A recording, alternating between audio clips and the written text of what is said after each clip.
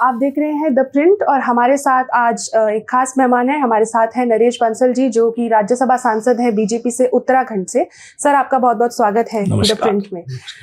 Sir, आपने अभी राज्यसभा में जिस बात की बहुत चर्चा भी हुई है, एक खास मांग रखी कि जो इंडिया नाम है कॉन्स्टिट्यूशन से, वो एक मानसिक गुलामी का प्रतीक है, तो उसको हटा देना चाहिए। इसके ये विचार आपको कहाँ से आया और इतने समय बाद क्यों? नहीं, समय की बात नहीं है। मैं प्रारंभ से चूंकि राष्ट्रवादी विचारधारा का रहा हूँ और मेरा 50 साल से ऊपर का सामाजिक जीवन है उस क्षेत्र में काम करते हुए, तो देश की प्रगति के लिए जो आवश्यक है, मुझे सबसे ज़्यादा प्रेरणा मिली जब प्रधानमंत्री जी ने पिछले वर्ष लाल किले से ये कहा कि 5 प्रण हमको देश को विकसित राष्ट्र बनाने के लिए इन 25 वर्षों में लेकर चलना चाहिए। और 5 प्रणों में से उनका दूसरा प्रण था कि देश को गुलामी मानसिकता से बाहर आना चाहिए, और ऐसा उन्होंने बहुत सारी चीज़ों में करके दिखाया है। जैसे हमारा बजट अंग्रेजों के काल से 28 फरवरी को शाम को 5 बजे आता था। मोदी जी के आने के बाद वो 1 फरवरी को 11 बजे आने लगा। हमारे राजपथ का नाम बदलकर कर्तव्य पथ हुआ।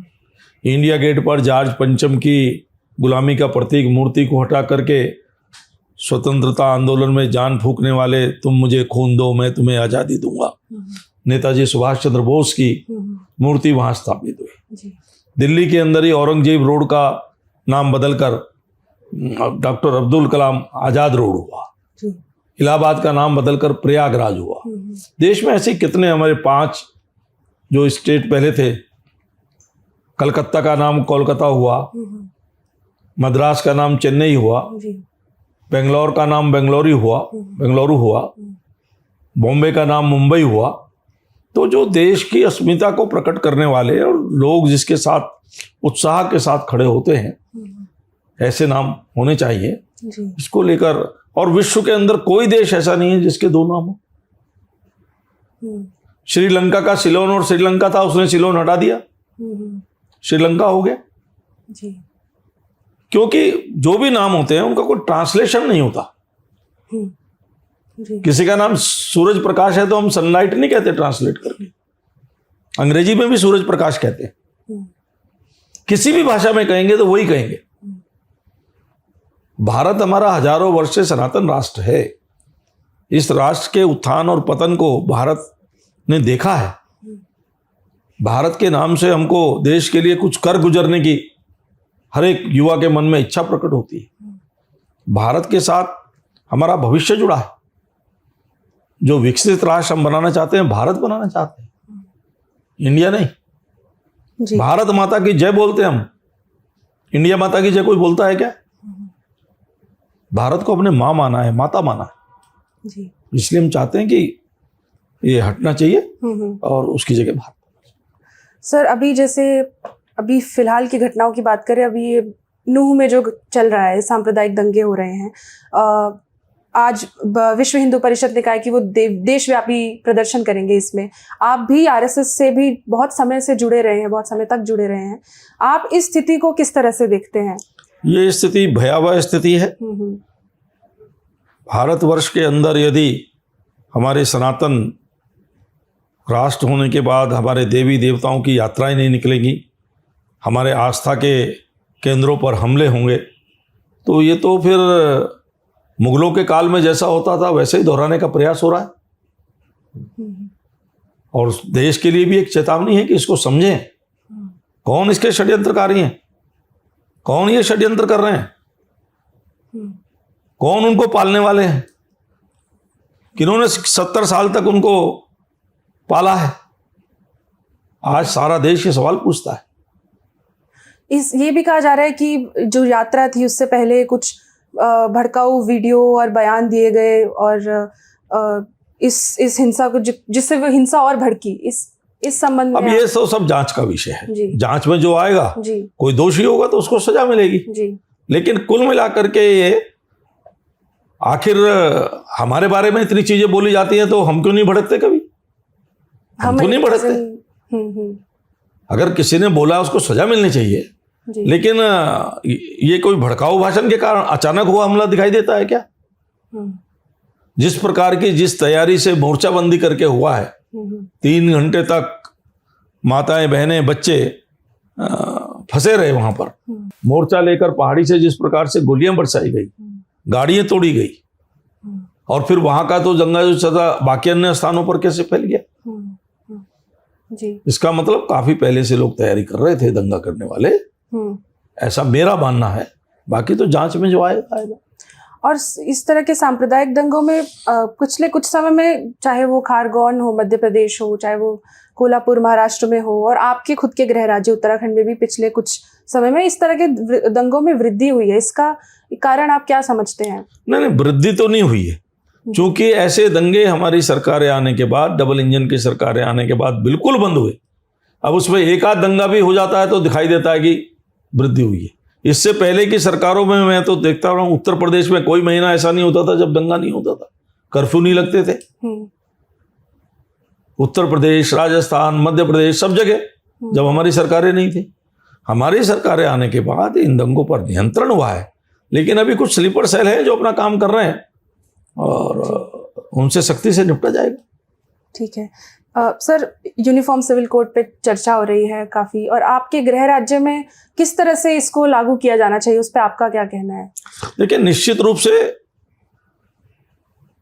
One nation one tax, one nation one ration card जी, तो वन नेशन वन लॉ क्यों नहीं होना चाहिए? अपने अपने ढंग से हम अपनी उपासना करें, उसके लिए कौन रोकता है? लेकिन सिविल लॉज हैं, क्रिमिनल लॉज हैं, या तो फिर जो नहीं मानते उनको फिर अपने हिसाब से मानना चाहिए। अगर शरीयत का कानून मान, वो कहते हैं शरीयत है, इसको हम नहीं मानेंगे, हमारे उसमें हस्तक्षेप है, तो फिर शरीयत पे चोरी करने वाले के हाथ काटे जाने चाहिए ना। शरीयत में तो ये भी लिखा है, कोई किसी प्रकार का अपकृत्य करता है तो पत्थरों से मारा जाना चाहिए ना फिर उसको।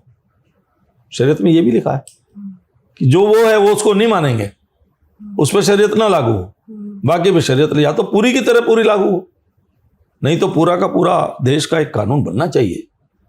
कोई अपराध है तो उस पर सबको समान सजा होनी चाहिए, कोई वायलेशन है तो समान उस पर एक्शन होना चाहिए। तलाक है, विवाह है, संपत्ति का बंटवारा है, इस पर एक कानून क्यों नहीं हो सकता? किसी को क्या दिक्कत है? ये कहीं उपासना पद्धति में हस्तक्षेप तो है नहीं जी। तो देश की प्रगति के लिए 70 साल आज़ादी के हो गए, यूनिफॉर्म सिविल कोड आना चाहिए। लेकिन इसमें जैसे एक जनजातीय समाज है और फिर सिख समाज में भी एसजीपीसी ने जैसे कहा कि कल्चरल लॉस का एक इस पे उनको कंसर्न है, तो इस तरह के रिजर्वेशन किस प्रकार से सरकार को एड्रेस करने चाहिए? अब ये सरकार देखेगी उसको। अभी हमारे यहाँ जब यूसीसी लाने की बात हुई तो हमारे मुख्यमंत्री जी ने, हालांकि जनता का हमको जनादेश है, हमारे घोषणा पत्र में था, लेकिन हमारे मुख्यमंत्री जी ने फिर भी सुप्रीम कोर्ट के जज आदरणीय रंजना देसाई जी की अध्यक्षता में एक 5 सदस्यीय समिति बनाई, जिसमें रिटायर्ड चीफ सेक्रेटरी हैं, जिसमें यूनिवर्सिटी की वाइस चांसलर हैं, इस प्रकार के बुद्धिजीवी लोगों की एक समिति बनाई है। उसने लाखों लोगों से सुझाव लिए, अपनी वो रिपोर्ट तैयार कर रही है। उसके बाद नेशनल लॉ कमीशन ने भी इसको टेकअप किया है, उसके पास तो मुझे लगता है 50 लाख से ज्यादा सुझाव आए, अभी भी वो चल रहा है। तो ऐसा नहीं कि वो जल्दबाजी में करेंगे, हम चाहते हैं आए, लेकिन सब चीजों का अध्ययन करके कितनी चीजों से देश की एकता बनी रह सकती है, इसका ध्यान में रखते हुए यूसीसी लाया जाएगा जी। उत्तराखंड में सर, ये अभी पिछले समय में चर्चा चल रही थी कि जो वन भूमि पर जो अवैध धार्मिक स्ट्रक्चर्स हैं, उनका एक सर्वेक्षण होगा, फिर वो उनके ऊपर कार्रवाई होगी। उस संबंध में इस पर आपका क्या अपना विचार है कि और क्या क्या एक्शन जो है वो लिया जाना चाहिए? देखिए, हमारे यहाँ बहुत बड़ा काम इस पर हुआ है। अतिक्रमण हटाने के उच्च न्यायालय के भी आदेश थे, और जब उसका सारा सर्वे किया गया तो बहुत सारी भूमि, हजारों हेक्टेयर भूमि अतिक्रमण की हुई है, और विशेष रूप से इसमें भी अवैध मजारे चिन्हित की गई, लगभग 1000 अवैध मजारे, जिसमें बहुत सारी वन भूमि पर कब्जा, तो सैकड़ों हेक्टेयर भूमि इसमें खाली कराई है। अभी तक 486 अवैध मजारों को हटाया गया है, और आपको आश्चर्य होगा, जब वो मजारे हटाई गई तो एक भी मजार के नीचे किसी भी प्रकार के अवशेष नहीं मिले। जबकि मजार अगर कोई बनती है, किसी की समाधि होती है, उसके अवशेष मिलने चाहिए। तो ये सीधा सीधा अतिक्रमण का मामला है, और उस अतिक्रमण हटाने में कहीं पर कोई पूजा स्थल हिंदू समाज के भी आए तो वो भी हटाएगा। मतलब इसमें कोई धार्मिक कोई भेदभाव नहीं किया गया किसी तरह।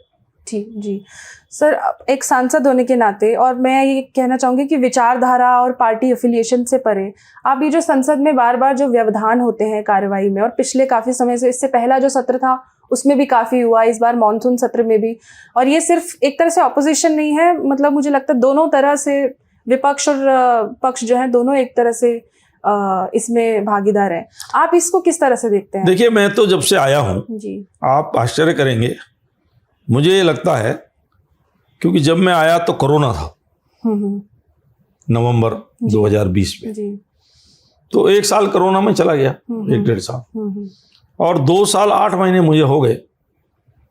बाकी का समय भी मुझे लगता है कि ये कोरोना का विस्तारित स्वरूप है, जो विपक्ष संसद नहीं चलने देता। मेरे जैसे सांसद जिनको 2 साल 8 महीने हो गए, उनकी मेडन स्पीच नहीं हुई सदन के अंदर। आप आश्चर्य करिए, जी, अनेक महत्व के प्रश्नकाल नहीं हुए।